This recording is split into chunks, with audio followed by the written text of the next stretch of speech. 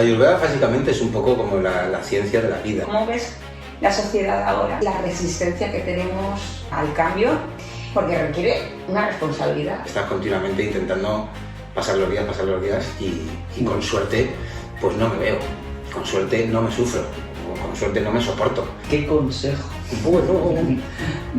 le darías a alguien, el mínimo consejo que es para ti? Hostias y autoconocimiento. Bienvenidos a todos y a todos y a todes.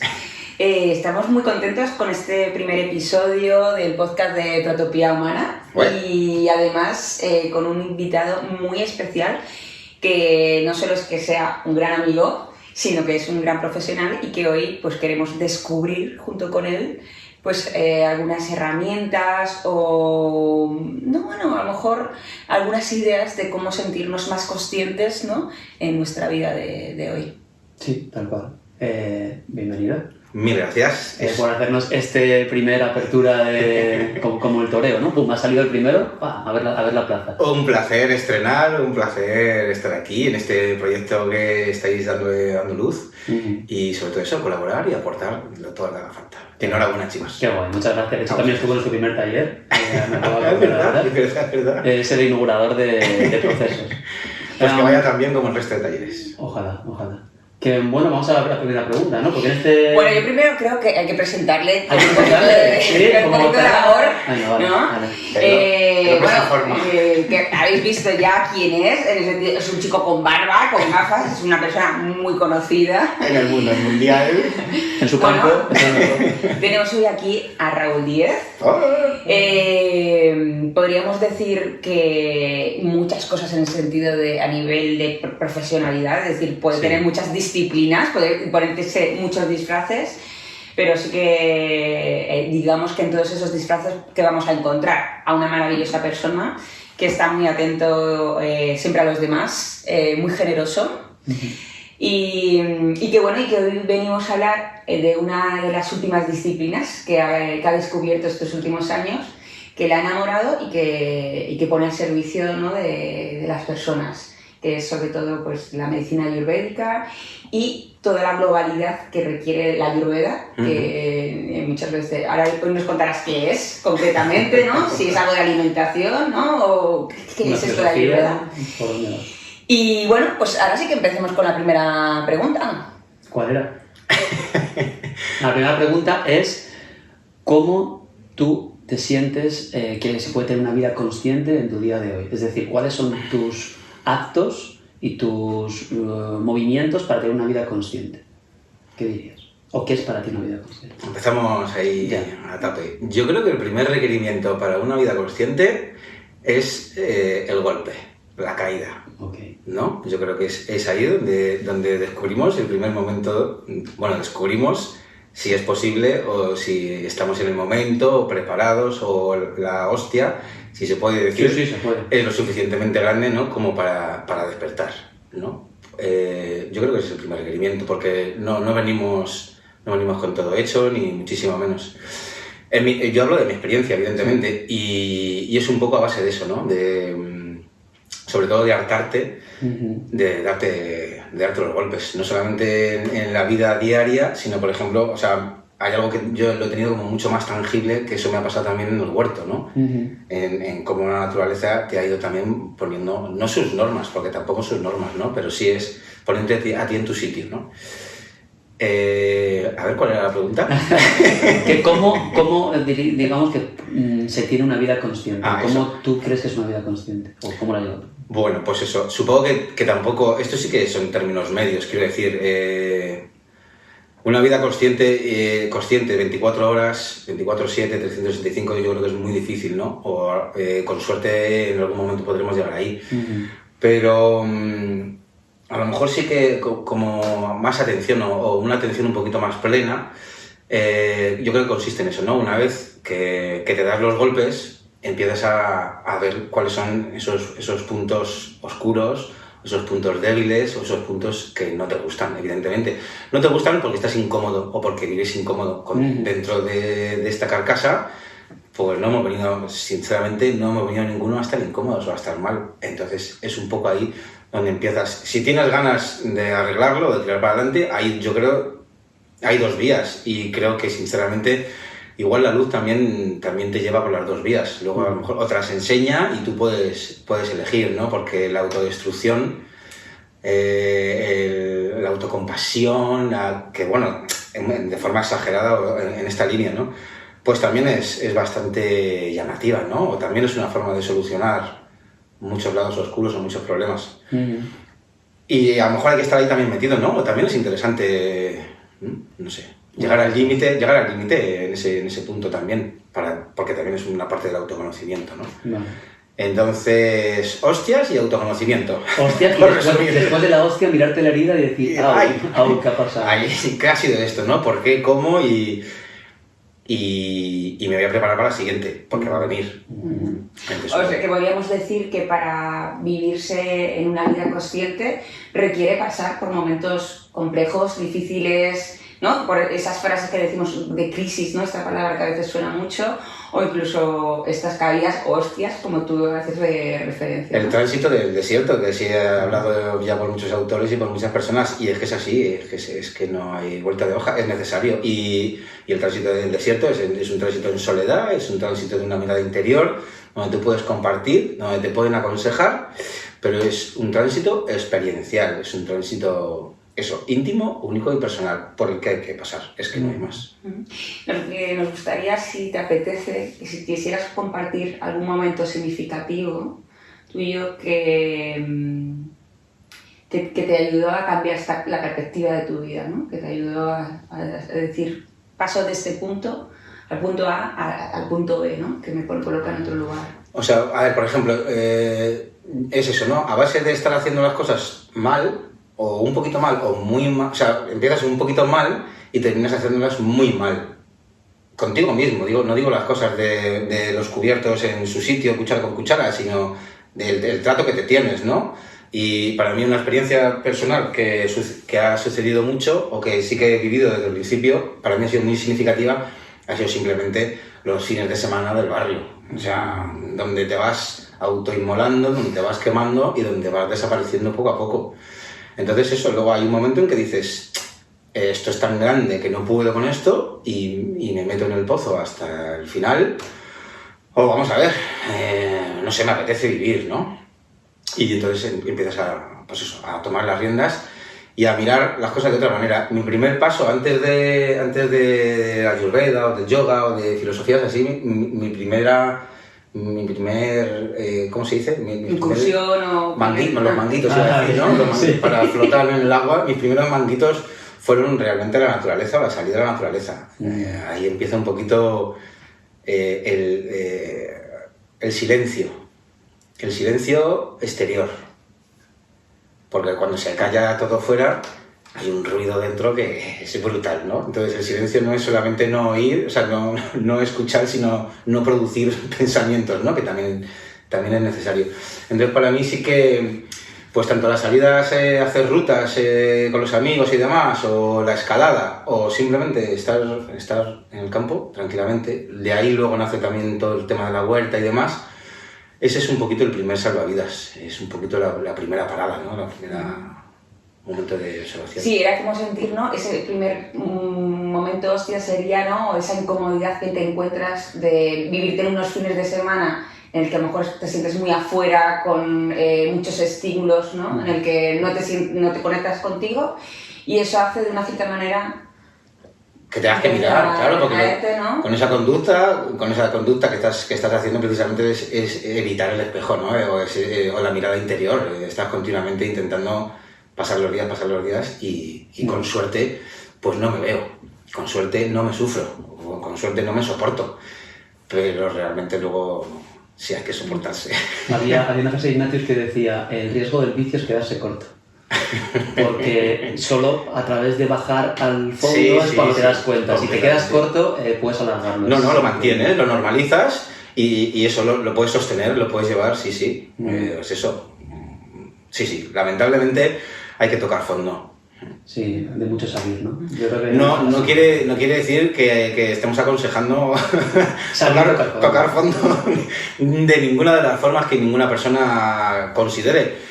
pero porque el fondo de cada uno está en una profundidad, ¿no? Como si dijéramos. Entonces, muchísimo cuidado. Y probablemente eso, con 10 metros bajo el mar, puede ser que una persona esté ya en lo más hondo que pueda soportar. Y otros tienen que llegar más lejos y más constantemente, ¿no? Porque sí que es verdad que es que no hay vuelta de hoja, que somos los que vamos a tropezar continuamente con la misma piedra. Entonces sí, hay que tocar fondo, pero bueno, que no tampoco... se toca a fondo paso a paso también. Sí, que no tiene que ser grave. Y no hay que hacerlo corriendo para poder, que me quiero iluminar, entonces voy a hacer lo peor con mi cuerpo posible, lo más rápido posible, ¿no? ¿Ayahuasca? No tiene ningún sentido, ¿no?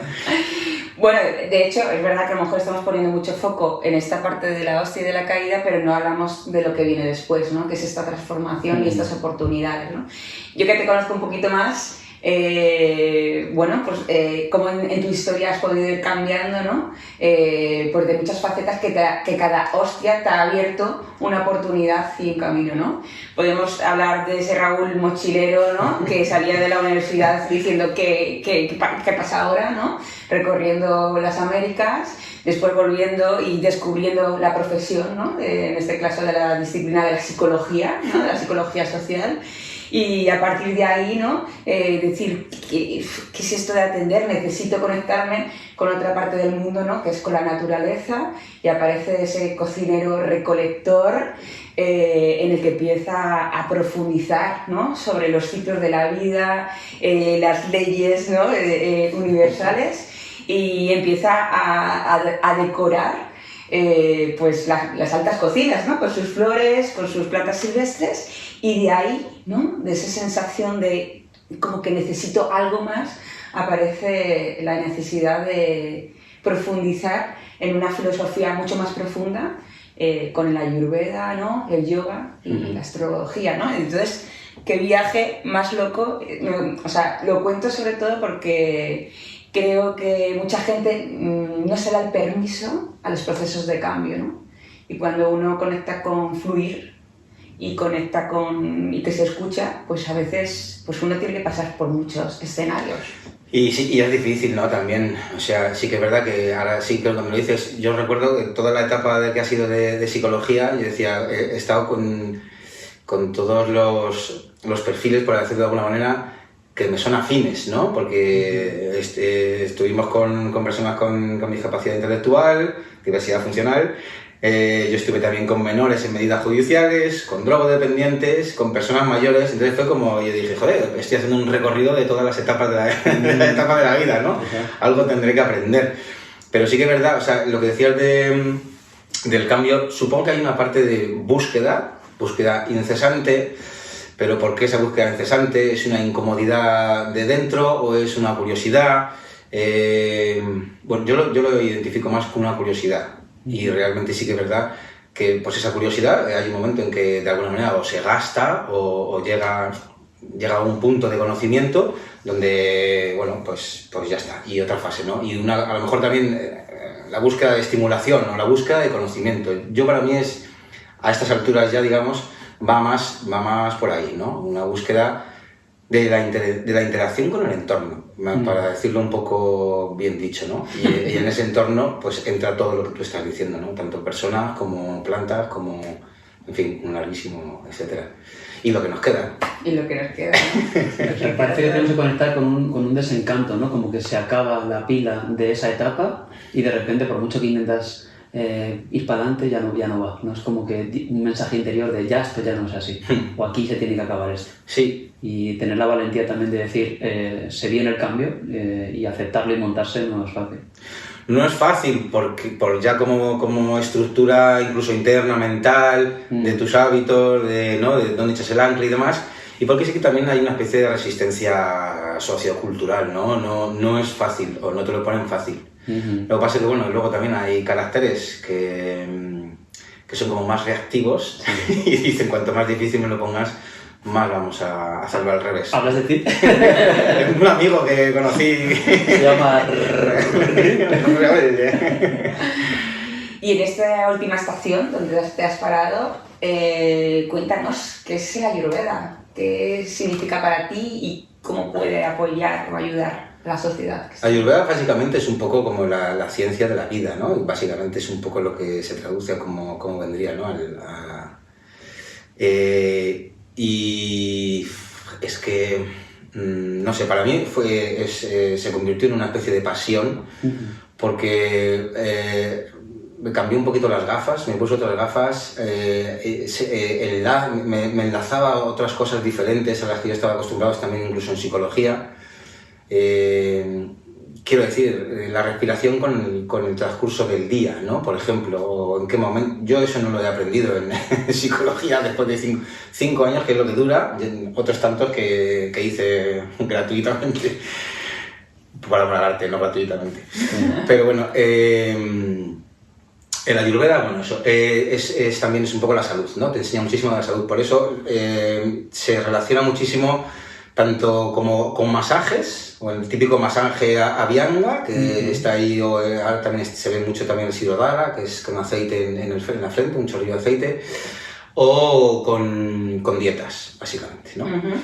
Pero el Ayurveda es muchísimo más holístico, el Ayurveda es un tratamiento y también es preventivo, también es una actitud en el día a día. Hay una serie de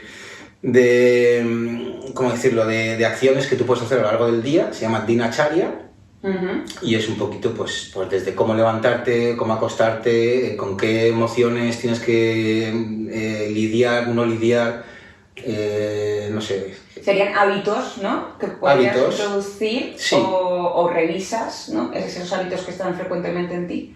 Para ver tanto desde el punto de vista preventivo, con tu día a día, digamos, como en un tratamiento de cualquier dolencia que tenga una persona. Como en un momento agudo de salud. Podría ser. Y cuando hablamos de salud, hablamos tanto a nivel mental, físico y emocional, hablamos a nivel más físico, es decir, que para que una persona quiera tocar esa puerta de la Ayurveda, ¿qué necesita sentir, ¿no? Es decir, no sé si la Ayurveda puede conectar esa parte toda holística de la persona, o es más eficaz en algún tipo de perfil de... No es tanto que pueda, sino que es su idiosincrasia, es su forma de ver las cosas. Somos, para entendernos de alguna manera, somos una fascia, somos un todo. No puede haber un tratamiento físico sin un mental. Lo puede haber, puede salir bien o puede salir mal, pero lo que está clarísimo es que va a haber una influencia también en el emocional o en el mental.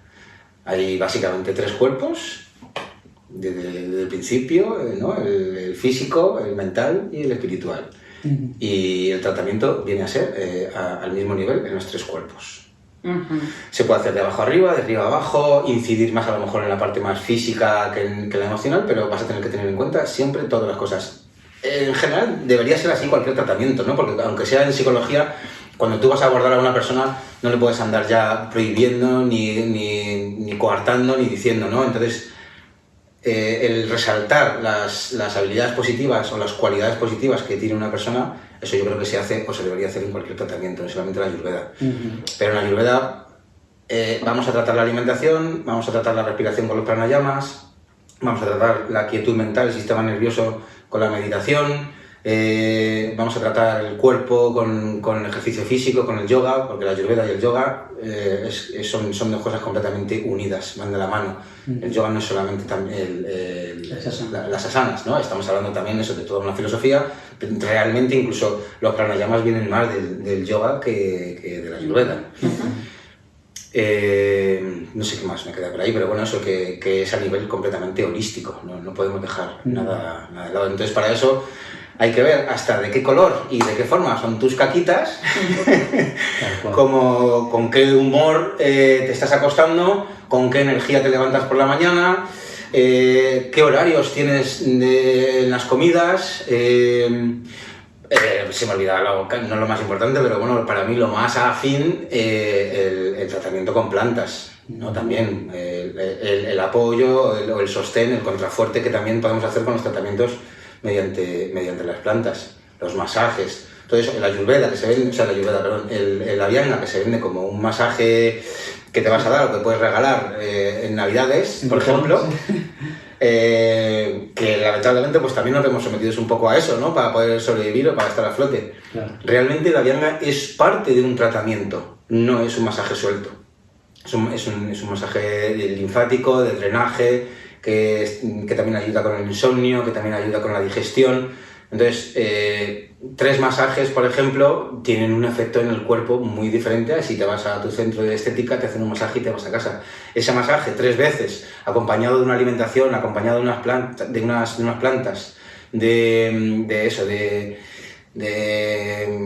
unos hábitos de vida diaria, en fin, de los pranayamas y todo eso. Claro, es súper complejo, o sea, es un montón de cosas. Claro, entonces, ¿qué pasa? Que muchas veces, como no estamos acostumbrados a tratarnos íntegramente, y de hecho es más fácil la pastilla y a tirar para adelante, pues es costoso, es un poco costoso. Por eso sí que es verdad que hay que entrar con mano izquierda, ¿no? Por lo menos aquí, ahora mismo en Occidente, o por lo menos lo que estoy viendo aquí en España. Claro, porque la India es el sistema tradicional médico. Sí, o sea, existen las 2 medicinas, pero hay hospitales, hay universidades que se dedican fundamentalmente a la Ayurveda. Luego también hay tratamientos con medicina tradicional, pero también, sí, por supuesto, hay hospitales y formaciones que son únicas y exclusivamente para este tipo de tratamientos. Sí. Claro, esto es importante, ¿no? Para que la gente lo sepa, y es que la Ayurveda es el sistema público, ¿no? Hay una parte del sistema público de la India. Exacto, es decir, igual que nosotros tenemos otro sistema, ¿no? Que a lo mejor más rehabilitador, no sé cómo se llamaría aquí el sistema de salud, que cómo se centra más... Para el paliativo, o sea, no sé si me viene por ahí, pero es como para curar un dolor que ya tienes, ¿no? Pero quizá puede ser preventivo una Ayurveda. Completamente, sí, a todos los niveles. A todos los niveles. De hecho, a mí la medicina china, cuando hacía Kung Fu, me hacía mucha gracia porque, no sé si este mito es cierto y si en Ayurveda pasa, pero era como que al médico tú le pagas, el médico familiar o el que conoces, por una prevención. Y si tú enfermas, en principio el médico deja de cobrar. Como diciendo, fallé o mi responsabilidad es que tú consigas estar bien. La base de todo eso, volvemos un poco a lo del principio, es un autoconocimiento. Para tú entrar en sintonía con las estaciones del año, para tú entrar en sintonía con tu condición esencial y saber cuándo está mejor esa condición o esa energía única que tú tienes, genuina, para armonizarla con el entorno, tienes que conocerla, es que si no, no hay forma. Y entonces tienes que conocer el entorno y te tienes que conocer a ti. Y ahí es donde tú empiezas a jugar con la dinámica de la balanza de tanto de los dosas, como de los elementos, como de... Entonces es un continuo juego, por eso no es tanto para antes o después de un tratamiento, es para la vida diaria, es para un continuo, porque te va dando conocimiento.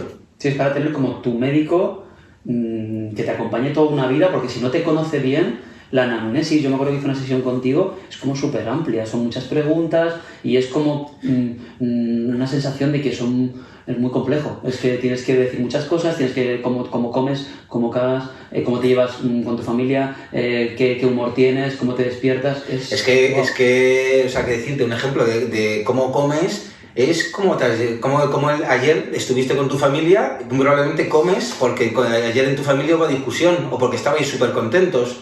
O eso, o tienes un montón de hambre, te dan una llamada, te hacen una llamada y tienes una mala noticia y ese hambre se te quita. Entonces, por eso es lo que decíamos antes, ¿no? A nivel físico, a nivel mental, y es muy amplio lo que tú decías de la anamnesis porque hay que ir haciendo efecto embudo, ¿no?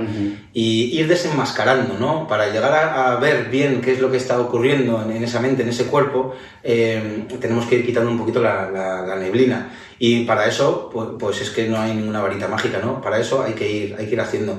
Yo creo, en la escuela en la que yo aprendí, como por resumirlo de alguna manera, la historia es instruir a la persona. Ajá, como darle la caña de pescar y no el pescado. Tú tienes este conocimiento y con ese conocimiento hacer lo que consideres, ¿no? Yo tengo una opinión, pero tú tienes la tuya. Entonces yo te voy a dar las herramientas y tú con tu cuerpo, con tu mente, con tu espíritu vas a hacer o tu dharma o lo que te dé la gana, ¿no? De cualquier forma. Entonces lo suyo es un poco eso, ¿no? Por lo menos mínimo, en el tratamiento que yo hago es mínimo, son 3 semanas y un seguimiento de un mes.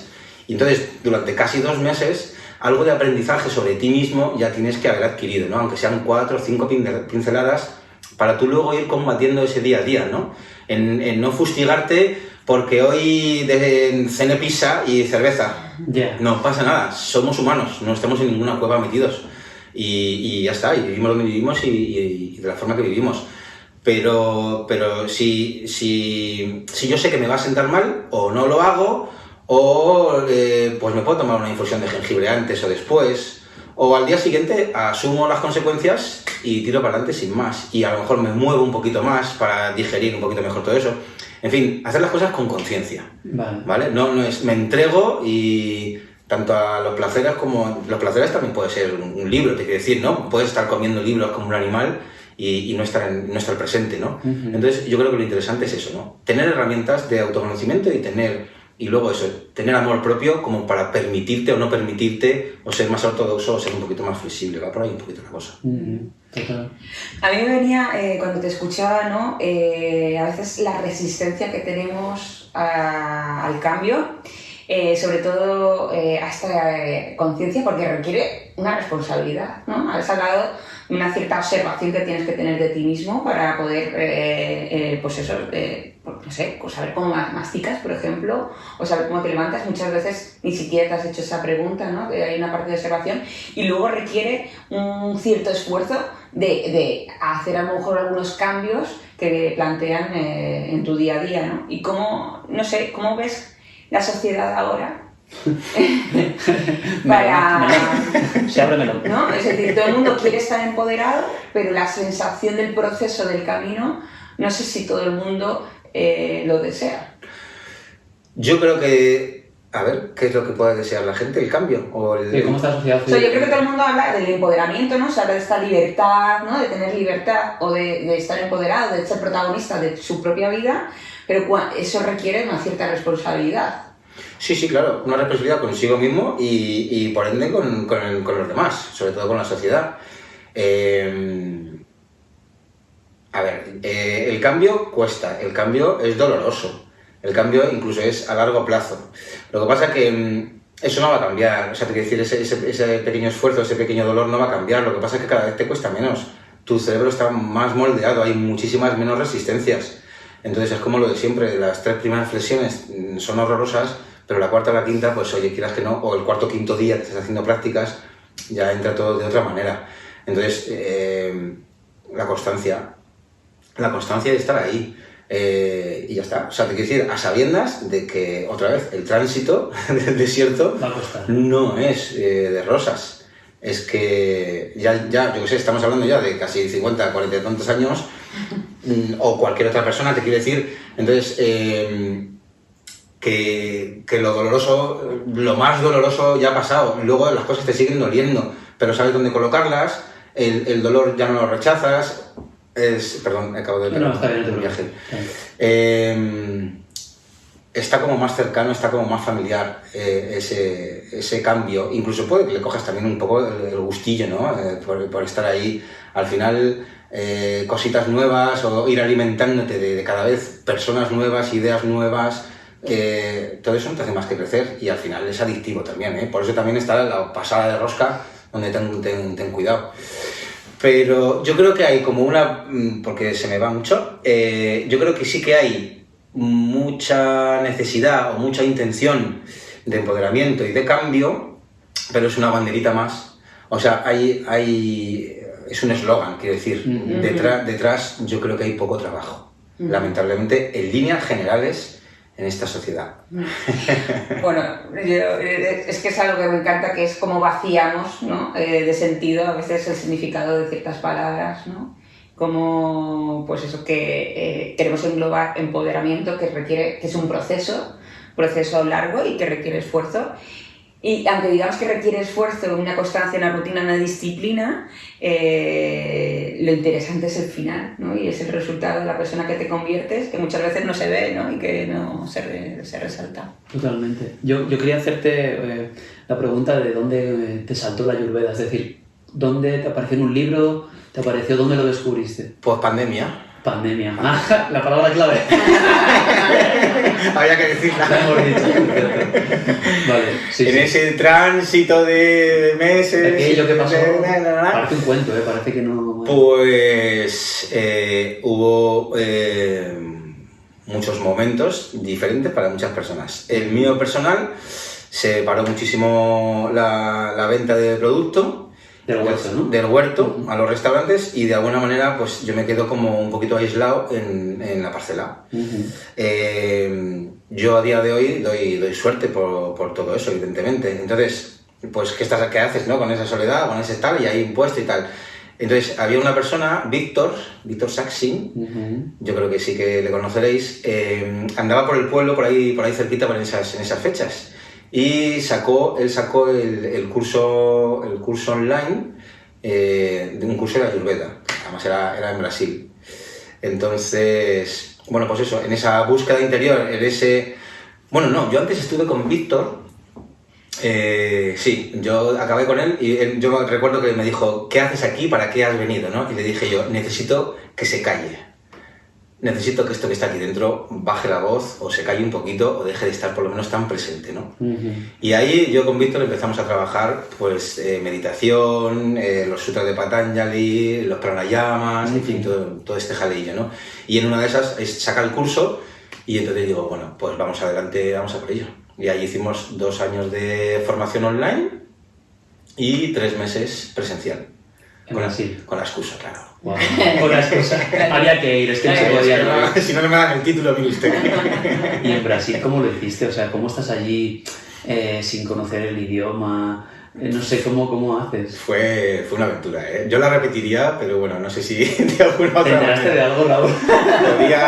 Sí, lo que pasa es que es muy cansino, ¿eh? Sí. Muy cansino. O sea, te quiero decir, comer, cenar, reír, llorar y estudiar en portugués. Es muy similar, no es el portugués de Portugal, mi sensación es que es más entendible el de Brasil, pero bueno, requiere, sí, o sea, yo recuerdo estar ya casi eso a las 7 de la tarde que no sabía ni para dónde mirar ni con quién, o sea, bueno, un jaleo, un mogollón en la cabeza bastante gordo.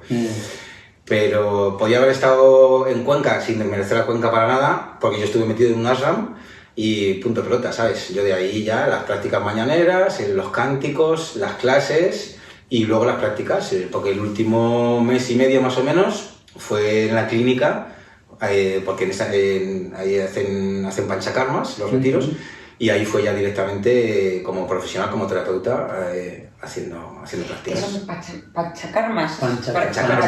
Para que lo sepamos. Suena ¿Qué pancha? Una pancha. Pues pancha viene de 5, son 5 karma, acción, 5 acciones, 5 acciones terapéuticas que se pueden llevar a cabo a una persona, las 5 nunca, como mucho, 3 o 4 sí que se pueden llevar a cabo. Quiero decir, son terapias para eliminar ama. Es que nos estamos metiendo en un jaleo, ¿eh? Bueno, sí, es como un proceso muy intensivo, ¿no? Sí. En el que acude una persona una semana, puede ser, un fin de semana. En el ashram es una semana, puede ser una semana o incluso podrían ser 3, porque luego los bastis, que es un poco la limpieza y nutrición del colon, de los intestinos, pues eso también, eso te lo puedes hacer tú en casa o te lo puede hacer alguien con cariño. Irrigación, Es decir, ¿no? que hay Con gente que se pone en los labios y hay gente que se va a limpiar el colon. Efectivamente. Muy bien. Pero, entonces, esto es una semana o 3 semanas en el caso de los bastis, pero hay una alimentación y hay una serie de hábitos diarios durante unas 3 semanas antes y hay un post-panchakarma de casi un mes o 3 meses. Wow. Entonces, cuidado. O sea, porque esto sí que vamos, lo hacemos y nos venimos y ya está. Y después de haber estado sin nada de carne, todo vegetales, con la comida súper equilibrada, con unos horarios, con el ghee, con una serie de aceites, tal, no sé qué, de repente vienes y te tomas una cerveza. No tengo nada en contra de la cerveza, yo tomo cerveza y tomo vino, pero de repente tú metes eso en un organismo que está completamente limpio, que está completamente... y no te sienta igual, Y es sabes, que no es lo mismo. el cuerpo dice... ¡Pum! ¿Qué me has hecho? ¿Para qué? ¿Para qué me haces lo otro? Pues no tiene sentido. Es que es de cajón. Entonces no quiere decir que no lo vayas a volver a hacer, pero sí que hay un tránsito de por lo menos eso, 2-3 meses, donde vuelves a como si dijéramos a tu rutina diaria. Y hay una preparación del cuerpo, porque tú lo que vas a hacer también, o vas a eliminar sobre todo, bilis, vas a eliminar ese ama, se puede eliminar estrujando el hígado y sacándolo todo también como una especie de diarrea, o lo puedes hacer también como una especie de vómito, ¿no? Eso depende, pues si es más el dosa, es más kapha, es más pita y demás. O sea, no me estoy tocando esto un poco pincelado porque... Vale, sí, que es algo, mucho más profundo y que si alguien quiere saber tendrá que consultar. No es tan así. O sea, por resumir, AMA es como tóxico, ¿no? AMA es la biotoxina, que también que sí que podría ser un alcohol, un tabaco o tal, pero realmente para la Ayurveda, donde la caldera o el horno donde todo se parte en piezas para luego repartirlo a cada órgano, a cada sistema, es sobre todo el estómago, ¿no? Es el Agni, el fuego digestivo. Si ese fuego digestivo no funciona bien, pues hay cositas que van quedando remanentes que pueden ir obturando sistemas. Vale. Normalmente lo primero que se obtura son los sistemas que están ya más débiles, ¿no? Que son los órganos dusa, también se conoce, ¿no? Entonces... que serían el hígado, eso ya depende un poco de cada persona. Incluso también ahí se ve también un poquito la genética, ¿no? La herencia con la que venimos. Entonces, muy probablemente, si tus padres tienen estos órganos que están un poquito debilitados, pues lo lógico sería que tú ya empezaras a mirar esos órganos y a cuidarlos de alguna manera. Entonces, eso también sería una parte preventiva, ¿no? No hace falta que a mí me dé una colitis o que me dé cualquier cosa para empezar a estar con la Ayurveda. No, hombre, tú puedes tener una serie de hábitos de vida. Eso también en prevención aquí en primaria también se hace.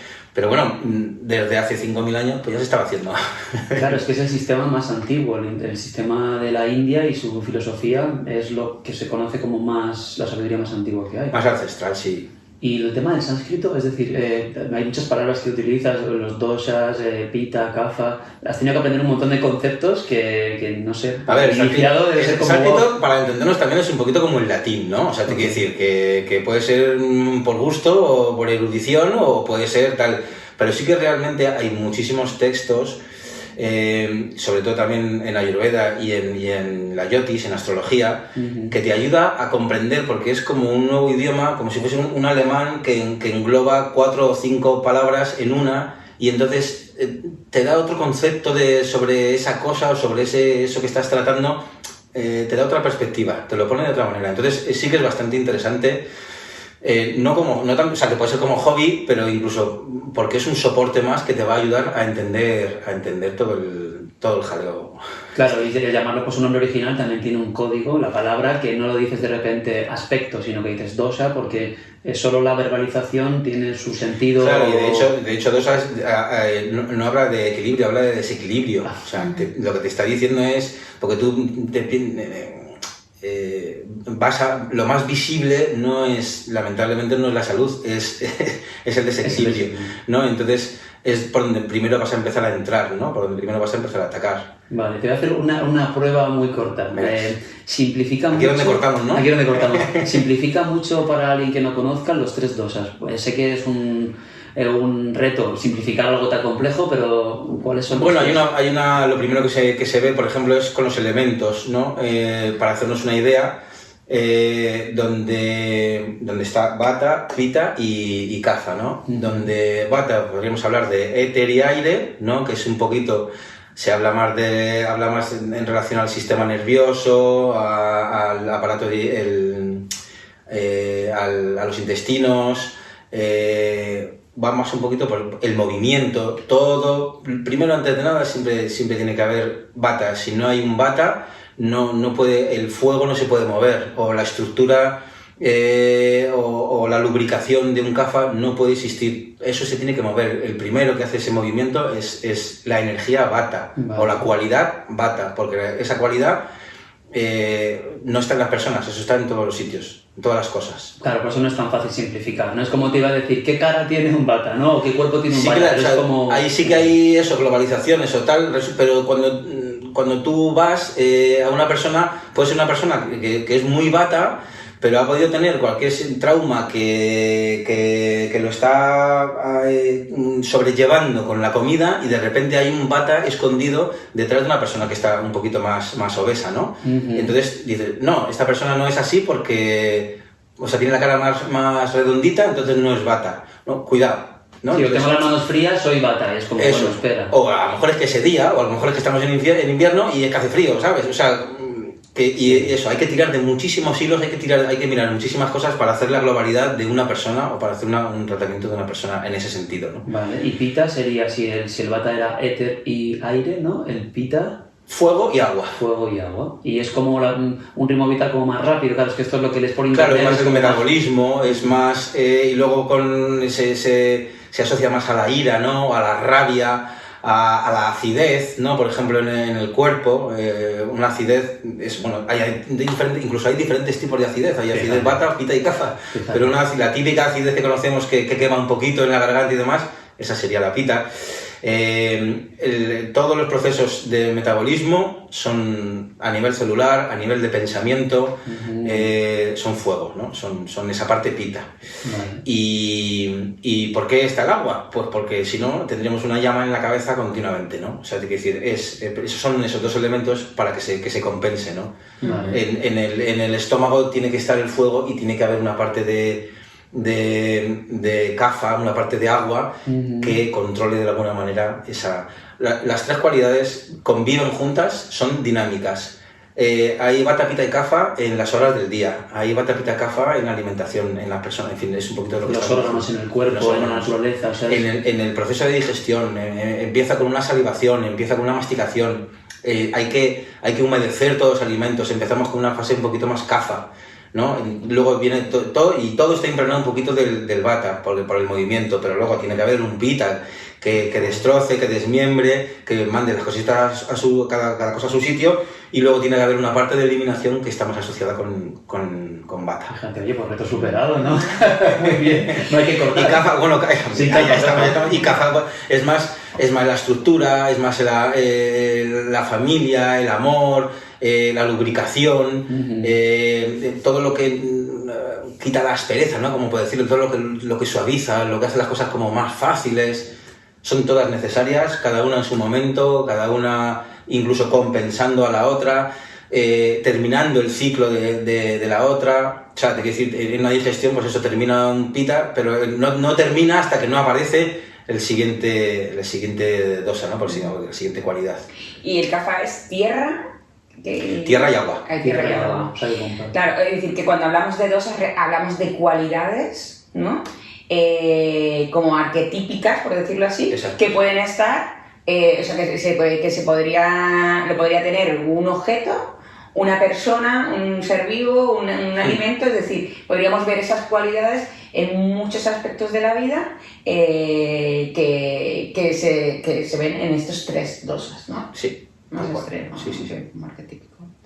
Qué bueno. Vale, y a mí me interesaría que dentro de todo esto, ¿qué juego tiene ahora la astrología? Es decir, por un lado, ¿no? Tenemos este campo de la Ayurveda, ¿no? Que mira cómo favorecer la vida, la salud, ¿no? Ya hemos hablado de la alimentación, las respiraciones, luego está la parte del yoga. ¿Y por qué también añadir un poquito más el tema de la astrología? A ver, ha estado siempre ahí, lo que pasa es que no te das cuenta, ¿no? Incluso en todos nosotros siempre ha estado ahí, aunque no nos demos cuenta, porque por la luna y el sol y el ascendente o el regente siempre ha sido nuestro motor energético, ¿no? De alguna manera, la luz, ¿no? Y trabajando con plantas es que es inevitable no trabajar con la luna. No es que no es inevitable, es que es trabajar a la contra si no trabajas con ella, ¿no? O con esos ciclos, tanto de la luna como del sol. El sol está más alto o está más bajo. Hay, por resumirlo un poco, hay 12 soles diferentes. Cada uno tiene su personalidad, cada uno tiene su intensidad, su energía, ¿no? Su calor, abrasador o que te calienta. Pues la luz de la luna pasa lo mismo, y con el resto de drajas, con el resto de planetas, pues pasa exactamente lo mismo. Yo creo que en la transición del yoga, de la Ayurveda al yoga, donde estamos viendo también como partes más energéticas, yo creo que también hay, ya es como el salto, es como decir, bueno, ya desde aquí puedo empezar a mirar hacia arriba, ¿no?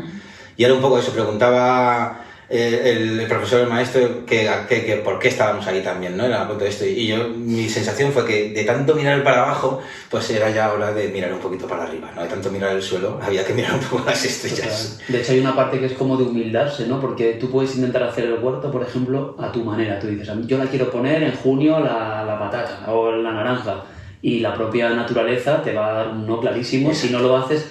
O sea, había una frase de Jung que decía, lo invocas o no lo invoques, Dios siempre está ahí, ¿no? Sería como, tú puedes hacer lo que te dé la gana con el huerto, pero el sol y la luna te van a ir afectando y vas a, por humildad propia y por beneficio de tu salud, vas a acabar agachando la cabeza como diciendo, pues sí, ya. Pues eso es un poco lo que hablábamos del tránsito de antes, ¿no? Si tú quieres fluir, si tú quieres estar en armonía, quieres ser armónico con el entorno, ser uno más en el entorno, que eso significa fluir, ¿no? Estar en tu sitio, tienes que despertar, tienes que tener un poquito de esa conciencia y empaparte de todo eso. Con tus noes y con los síes que están externos, ¿no? Entonces sí, se me ha ido. No, lo de la humildad, que hay una parte que la hostia viene cuando tú quieres hacer las cosas a tu manera y la naturaleza te dice que no, hijo. Y ahí aprendes mucho los ciclos de la naturaleza en el suelo y tú dijiste que por sobresaturación hubo un punto que dijiste, ¿y si miro para arriba, no? Eso sí. Que hace no mucho te vi con un libro de dioses y es como, es que cuando Kali para Chita, Chitiritita le habla, o sea, es como, wow, qué complejidad para no solo el tema de los dioses, sino el tema de la astrología, que van como unidos. Sí, son también como medio arquetipos. En la astrología védica, sobre todo, es que el lunisolar, pero más que hablar a lo mejor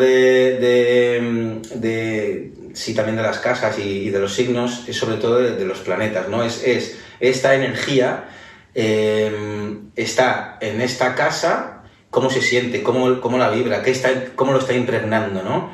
Y entonces se fijan bastante más en los planetas. O por lo menos hemos hecho el primer año, estamos todavía en el inicio. Para mí es muchísimo más fácil, y más estando en el campo, salir y mirar el cielo que meterme 400 páginas de un libro. Entonces yo lo primero que estoy viendo pues no es tanto Géminis ni la casa 8, sino estoy viendo pues la alineación de planetas que estamos teniendo ahora, que es todas las noches sales y la ves. Y algo pasa. Si observas, se puede ver, esta gente antigua sabía por observación que quizás su cultivo en un planeta con otro, iban tomando notas durante siglos de sabiduría que no se puede descartar por mera fanatismo ahora de, pues es que es el horóscopo, no es que es Leo ascendente Piscis. No, también es experiencial, es un montón de miles de millones de datos recogidos que viviendo como vivimos en micro y macro ciclos, que eso es lo que somos, no hay más, eso es entender esos ciclos, básicamente. Yo creo que es más entender eso, ¿no? Entonces, esos ciclos que se van repitiendo con un margen de más o menos, están datados. Entonces, yo el otro día decía, en esta observación del cielo, de repente el otro día había una estrella ahí que yo digo, pero si esto no estaba antes. Yo no lo había visto, y súper brillante. Y, oye, Ado, estoy viendo aquí, he visto por los mapas, esto es Sirio, no sé qué, no sé cuántos. Estoy hablando de hace 4 o 5 días. Y dices, sí, pues además es una estrella que aparece ahora en invierno y que es iniciadora del periodo de lluvias. Tú miras el tiempo y ahora nos viene una semana y pico de lluvias. Qué fuerte. Y dices, gracias, o sea, no sé. Claro, pues si quieres hacer una guerra antiguamente o lo que fuera, que era muy mítico, ¿no? El astrólogo es como, pues es que va a llover, o sea, no nos interesa absolutamente nada. Exacto, y te tiene que decir eso, cuándo va a venir la época de lluvia, o cuándo es mejor que el deshielo, o cuándo va a poder atravesar el barro tu ejército, y las cosechas. De ahí nace la astrología, de esa previsión. Sí, probabilísimo. Y este conocimiento nuevo que estás empezando a adquirir o estás empezando a entenderlo, ¿qué te está aportando en tu día a día? En esta conciencia, ¿no?, que hablábamos de tu día, ¿qué te aporta ahora mismo? Un poco de locura. Vale, ok. Más, si acabe. Primero, otra vez, cura de humildad. O sea, te quiero decir, es un zoom que haces, es un macro, que te ayuda a entender, si algún día terminas por entender, por eso simplemente te ayuda, ¿no? Pero ¿dónde estás? ¿En qué sitio? Y no hay una respuesta, porque el macro cada vez es más grande, cada vez es más grande, cada vez es más grande, ¿no? Entonces, pero sí que por lo menos te sube la lupa, ¿no? Te ayuda a entender, al entender esos macrociclos también entiendes los micros, ¿no? Nunca mejor dicho. Entonces te quiero decir, cuando toda la vida hemos estado estudiando casi como en 2 dimensiones cómo son las órbitas y dónde está el sistema solar, lo que está clarísimo a día de hoy es que el sistema solar es un vórtice y que está a toda velocidad en el espacio estelar. Entonces tú te entiendes a ti de otra manera, cómo estás colocado y cómo realmente vienen esas energías y por qué hay invierno y verano y por qué hay, bueno, por estar nosotros dentro del plano ecuatorial. Pero sí, porque estamos hablando de nosotros, pues yo no puedo hablar por un esquimal, ¿no? Claro. Entonces es esta experiencia, ¿no? Te ayuda a entender todo eso y entonces sabes cómo te estás moviendo y sabes qué tiene que aparecer por aquí, qué tiene que aparecer por allí. Te sitúa muchísimo más. Y luego, a nivel energético, en el sentido de cuando tú hablas de más marciano, más mercuriano, más lunático, en fin, todo eso también encaja, todo eso también encaja en el resto de cosas, ¿no? También hay energía, aparte de Vata, Pitta y Kapha, también hay energía mercuriana en las personas y entendiendo como bolas de energía, ¿vale? Que cuidado, ¿no? Si tuviéramos esas bolas alrededor de nuestra cabeza durante todo el día, lo sentiríamos muchísimo más. Pero existen personas jupiterianas y mercurianas que están haciendo órbita a tu alrededor que te están dando ese tipo de energía, ¿no? Y así es como a nosotros, o a mí me están enseñando a entender la astrología, ¿no? Esas energías que están alrededor de nosotros, que pueden estar alrededor del planeta o que pueden estar alrededor simplemente de nuestro ser, ¿no? Entonces, eso, pues como volver a entender las cosas de otra manera. Sí, como si te destapara, ¿no? Entonces, sí. Ves un montón de historia. Entonces llega un punto en que ya, no sé, es como que algún hilo se rompe o se quita y parece como que estás en otro sitio. Es un poco la cosa. Bueno, y ahora que vamos a ser nuestros papás, ¿no? Hemos hablado de muchas capas hoy, ¿no? Que has hablado de algo mucho más material, como es la alimentación, como es hacer caca, o sea, hemos hablado de todo, ¿no? Y estamos llegando hasta el plano más espiritual. Bueno, esta personita que vamos a tener prontito tiene libre albedrío. Ese que va a definir que sea mercuriano o jupiteriano va a ser importante en su vida, va a tener capacidad de libertad para decidir lo que ella quiere ser, o ya viene con una especie de destino. Mira, te iba a decir, depende. La respuesta de depende es una respuesta fundamental y totalmente ayurvédica. Pau Donés era ayurvédico.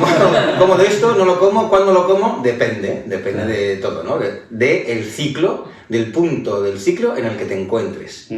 Entonces, lo mismo le va a pasar a esa personita como a todos nosotros.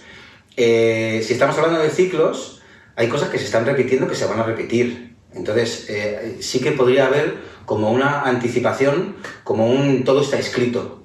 Todos los ciclos están escritos, pero en los ciclos no son exactos. De hecho, las órbitas no son exactas. De hecho, el polo norte está cambiando, ¿no? Antes era Asvini y ahora es Polaris. En fin, sí. Todo está cambiando. Sí. Yo estoy así. La vida, mira, hay una cosa que dice, la vida es fácil, pero la verdad es compleja. Y es como totalmente, digo, la vida es fácil, pero luego cuando intentas analizar es compleja, pero complicada en función de lo que tú quieras. Ok. ¿Vale? Cuidado. O sea, que sí, es compleja. Hay muchísimos datos, pero te puedes atragantar o puedes ir poquito a poquito a ver qué hacer. ¿Puedes hacerlo complicado o no? Complejo sí, complicado o no. Eso te toca a ti. Esa sería la parte del libre albedrío. Okay. O sea, vendría a ser un poco, el mejor ejemplo es como que Sirio, la estrella que hemos hablado antes, aparece a época de lluvias. Va a llover. ¿Tú te vas a mojar o no te vas a mojar? Pues eso depende de ti. Total. Okay. ¿Vale? Entonces tienes que tener en cuenta en qué momento del ciclo estás, en qué momento del ciclo no solamente estás en un momento dado. estás en el momento del nacimiento, que esas son las energías que te impregnan y esa va a ser tu personalidad, tanto interna como externa, te va a marcar todo eso. ¿Qué haces con todo eso? No, como soy más saturniano, pues me voy a dedicar a paliativos en un hospital y a vínculo con la muerte para las personas. A lo mejor no, eso va a ser un poquito... Vas a tener más cualidades para unas cosas que para otras. Si mides 1 metro y tú quieres jugar al baloncesto, pues juega al baloncesto, pero igual deberías jugar de pelota, más que de jugador. ¿No? Quiero decir, ahí está la cosa. Sí. Vas a tener cualidades que te van a facilitar tu dharma, para entendernos. Entonces, lo más lógico es un poquito que vayas dando esos pasos. Pero ni sí ni no, depende otra vez, ¿no? Entonces, sí que hay marcos que están establecidos y la astrología te dice cuándo y cómo y de qué manera, y hasta en la hora y en el segundo, pero tú tomas una decisión con esos datos y por eso también es un poco lo que se dice desde cuando se hacen las cartas, es tú ayudas a una persona, tú ayudas a las personas a la toma de decisiones. No es que va a pasar esto y te vas a estrellar. Aquí hay accidente o aquí se ve que... Bueno, pues entonces, si hay un accidente me puedo tropezar o no me puedo tropezar, puedo hacer o no salir ese día de casa, o poner las manos, o cuando me caiga poner las manos, o salir con rodilleras, ¿no? A la calle ese día. Quiero decir, luego hay un dominio de tu existencia. Luego hay una parte donde tú te colocas. Pero sí que hay un anticipo, sí que hay cosas que van a estar colocadas en tu camino sí o sí. Luego, ¿qué haces con esas cosas? Está la piedra en tu camino, ¿qué haces? ¿La pegas una patada? Te rompes un dedo, la saltas, la rodeas, te sientas encima de ella, la partes y te haces un collar. En fin, que luego ya hay una actitud. Que la circunstancia es inevitable. Es decir, lo que sucede tiene que suceder. La cuestión es cómo tú te enfrentas a eso que está sucediendo, ¿no? Tal cual. Sí, si lo sabías de antes o no. A mí me preocupa un poco porque hay una parte de hacer la carta astral, de saber qué va a pasar, de mirar la predisposición, y yo últimamente, que soy muy afiliado a esto, estoy como reticente por mí, porque siento que me voy a obsesionar yo. Hay una parte, en védica estamos hablando, Sí. Hay una parte que es predictiva, hay una parte que te dice que es el momento, que es el mujurta, que te está diciendo en qué hora, en qué momento, tal, o cuándo es mejor que se pueda acotar a 3 meses. Nosotros lo hemos hecho porque estamos buscando casa y estamos viendo cuál es el momento como más óptimo, eso es, más auspicioso se dice. Uh-huh. Entonces sí, hay un margen, a lo mejor pues nos han dado un margen más o menos de 3 o 4 meses. Que no te puedes, que te saltas esos 5 meses y tal. O sea, vamos a ver, cuidado con la obsesión, ¿no? Cuidado con volverse loco. Pero eso es una parte de la astrología, pero una carta astral... lo suyo es como poner encima de la mesa cualidades y que no me sale. Sí, virtudes y defectos. Virtudes y defectos, y en función de eso, ¿dónde puedes sacarte el mejor partido? En eso consiste, en sacarte el mejor partido de ti mismo. No es tanto en hoy no voy a comprar melones porque me ha dicho el astrólogo de turno que de tal a tal. No, o sea, te quiero decir, la carta astral como tal te dice dónde están tus fuerzas, cómo es tu lado emocional en la parte de la luna, cómo es tu parte más física, tu ego, tal, en la parte del sol. Y así con todos los planetas, así con todas las casas, todos los signos. Y de ahí es, es que yo estaba con que yo quería ser jugador de baloncesto y es que resulta que no, que es que mido 1,10. Claro, pues igual me están diciendo que me puedo dedicar al mundo del baloncesto pero a ser entrenador. Porque tienes cualidades mercurianas de comunicación, porque tienes cualidades... Entonces, mira chicos, sigue haciendo lo mismo, pero igual es mejor esta vía, no es el encadenamiento que tienes con esto de aquí, ¿no? Vete por este otro sitio. Sí, como que te puede aliviar un poco, alinearte con tu dharma, que sería como tu propósito, tu propósito, sí, tu deber, ¿no? Sí. Porque si karma es acción tiene consecuencia, dharma sería como... El karma es la acción, la ley de causa y efecto. Uh-huh. Hay diferentes karmas, te quiero decir, hay el karma que yo estoy generando, cada palabra que suelto, cómo te está llegando a ti, es una causa y un efecto a raíz de una acción. Hay un karma que yo generé esta mañana cuando salí con el humor con el que me levanté. Y ese humor con el que me he levantado o el primer coche que me pita, le puedo responder de una forma o de otra. Y esa respuesta va a influir en la segunda, en la tercera y en la cuarta. Un dominó, ¿no? Claro, eso es. Y le hay, como si fuesen constelaciones, le hay de generaciones.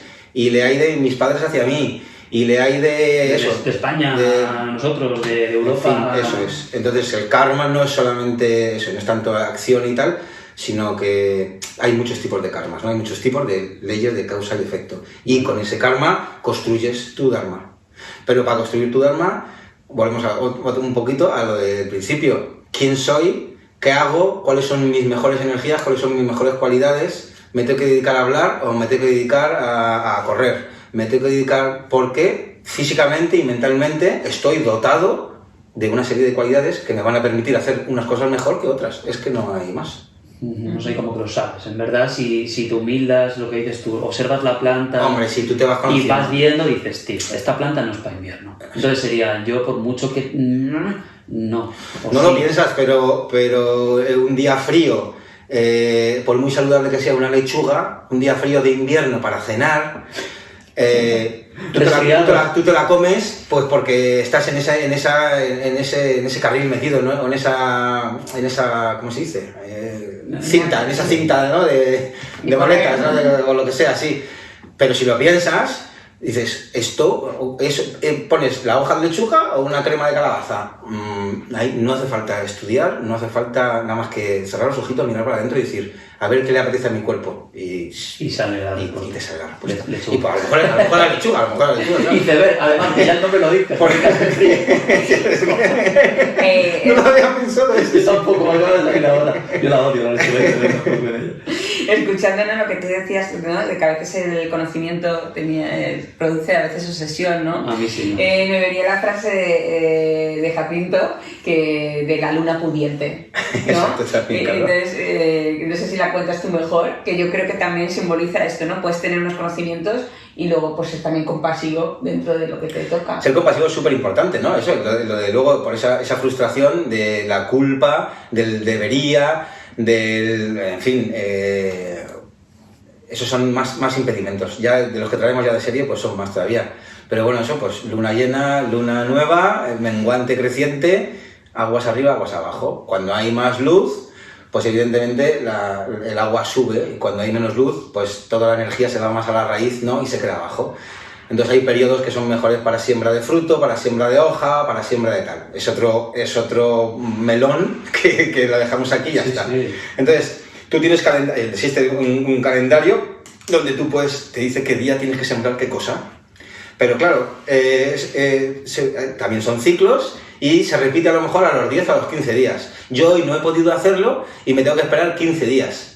Pero es que a lo mejor después de esos 15 días se me ralentiza o después de... En fin, y entonces hay otra luna, como dice Marta, hay una luna pudiente que evidentemente es en la medida de lo posible cuando puedo. Me encanta. Cuando puedo. Yo estaba tengo este conocimiento, todo lo que me pueda adaptar, genial, pero a veces la vida, las circunstancias, ¿no? Pues me tocaba ese día sembrado de raíz, pero justamente he tenido que ir al médico, he tenido que acompañar a mi madre, he tenido que hacer otras cosas que no lo he podido hacer. Y llega el otro día, que es luna para sombrar raíz, pero yo necesito tener... Claro, esto, ¿no? Y luego hay una práctica, pues tengo, ¿no? Mi voluntad, como el pudiente, sabiendo que a lo mejor pues no van a ser las mejores hojas del mundo, o no van a ser... Bueno, le ponen mucho amor, mucho cariño, es cuando he podido... Va a tener un resultado, eso es. A lo mejor no es el resultado que dice más óptimo, ¿no? Sería, en vez de ser el jugador de baloncesto, pues sería ese entrenador, ¿no? Es decir, pues a lo mejor no tendremos la mejor hoja de espinaca, pero a lo mejor tenemos una baby espinaca, ¿no? Que se lleva súper bien y que podremos conseguirla, ¿no? Más un aprendizaje, okay. ¿no? Más el aprendizaje de esta manera, o sembrando así, o tengo estos resultados. Ya está, teniendo este ritmo de vida, obtengo estos resultados. ¿Puedo hacerlo o no puedo hacerlo? Total. Y sacar un valor de eso, ¿no? Claro, porque fíjate lo que acabamos de decir ahora, ¿no? Es decir, no puedo a lo mejor obtener la mejor espinaca, es decir, esa espinaca grande, ¿no? Que a lo mejor requería su óptima crecimiento, pero fíjate, ¿no? Tengo una espina más pequeñita que a lo mejor pues tienen oportunidades en otros ámbitos. De otra manera, eso es. De otra manera, ¿no? Y que también me da, pues a lo mejor tengo otra luna pudiente que me interesa ponerla más veces. O sea, igual también eso, necesitas una serie de cosas para ir para adelante, pero con todos estos pequeños cambios, con estas, no son rupturas de las normas, porque ¿dónde demonios está la norma, no? Porque hay norma hasta para la no norma, quiero decir, o sea, entonces, en estas pequeñas salidas de tono, es donde más aprendizaje hay, ¿no? O donde más cosas vas a adquirir y son total y absolutamente necesarias. Dicen los científicos, ¿no? Que de repente se me olvidó la manzana en el cajón y dejo la penicilina, se me cae en la cabeza y estoy la gravedad. Claro, es que... Cojo la manzana y viene el pecado, todo la manzana. No, ahí en el error, donde hay que jugar, hay que jugar, hay que disfrutar y hay que jugar. Y para eso hay que hacer las cosas diferentes, de otra forma. Necesitamos una rutina y un día a día, pero también, o sea, eso ancla, eso, pues tendrás periodos en tu vida donde sea necesario que haya un tan todos los días, pero un poquito de chili, un poquito de salsa picantilla, un poquito de salirte del tono, pues es necesario pues para crecer, para aumentar la visión, ¿no? El zoom. Un 80-20 dirías, o un 90-10. ¿Qué porcentaje le pondrías tú de cometer ciertos errores? 80. 80. Sí. 80 cometer. 80 errores, 20 hacer las cosas bien. Sí. Vale. Que sí, tampoco hay tantos errores que cometer. Quiere decir que al final lo que vas a jugar es con las consecuencias. Tú vas a dedicarte a ver qué cosas ocurren. Porque el error, digamos, que básicamente a lo mejor es el mismo, pero ese error le cometes en un ambiente o en otro ambiente o no sé qué, y eso es jugar y eso es disfrutar. Disfrutar de la vida. Si no estás obligado, exponiéndote porque me han dicho que debo, porque ahora voy a romper... No, cuando es un 80, lo mismo, hay etapas de la vida, que el 80 con 80 años, pues igual ya me decanto más por el 20 o el 30. Sí, vamos bajando. Vamos bajando, no sería lo suyo, no tal, pero bueno, sí, para cada edad ahí hay cosas diferentes, es que también... Es que estamos en dinamismo continuo y puro, entonces esa resistencia, que podría ser a lo mejor ese hábito, es lo que nos va a causar los estancamientos, las frustraciones, las hernias y un larguísimo etcétera. Entonces por eso cuanto más dinámicos seamos, cuanto más móviles seamos, menos resistencias, más adaptativos. Y sigo pensando eso, más disfrute. Vale, y vamos a ir terminando. Sí. Vamos a hacer la última pregunta, sí. Que sería, ¿qué consejo le darías a alguien, el mínimo consejo? Porque protopía significa un paso medio entre la utopía, que sería el mundo idealizado, voy a entenderlo todo, con la Ayurveda ya me libro, y la distopía es da igual lo que estudies, siempre voy a tener problemas de salud, todo va a ir fatal, como dijimos antes, el flequillos va a gobernar ahora y de repente todo se va a ir al carajo. Y protopía significa qué paso mínimo podemos dar en el presente con lo que tengo para una mejora en movimiento, como ha dicho Dinámica. Entonces, ¿qué consejo desde tu experiencia de vida podrías dar a alguien? La mínima acción que le recomendarías. Es difícil, ¿eh? Bueno, así las sentencias son... Sí, sería eso como difíciles. para que uno pueda como vivirse en la vida, ¿no? O sea, para poder aprender. Es que ese es el consejo, no escuches mis consejos. El consejo no escuches mis consejos, o sea, no, ten pensamiento crítico, ¿sería? Sería un poco eso, ¿no? Es un poco otra vez lo que estamos un poco diciendo, ¿no? Que por muchos consejos que te den, hasta que no pases tú por ese tránsito, por esa experiencia, por ese... Sí, el dentista duele, pero a lo mejor se han pasado de anestesia y yo en el dentista estaba a gusto, o he tenido un viaje, ¿no? Yo qué sé. Entonces, el consejo es no... Sí, autoconocimiento. Vale.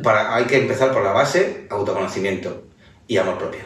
Vale, muy te hubiera quedado. A partir de ahí... escucha al mayor número de personas posibles, pero no ancles ese conocimiento, ponlo en duda, critícalo de alguna manera, ¿no? Ponlo a prueba, ponlo a prueba. Vale. Y ahí está tu crecimiento, yo creo. Me ha gustado, me da buen consejo para hacerlo. Bueno, pues nada, pues lo damos por terminado el capítulo 1.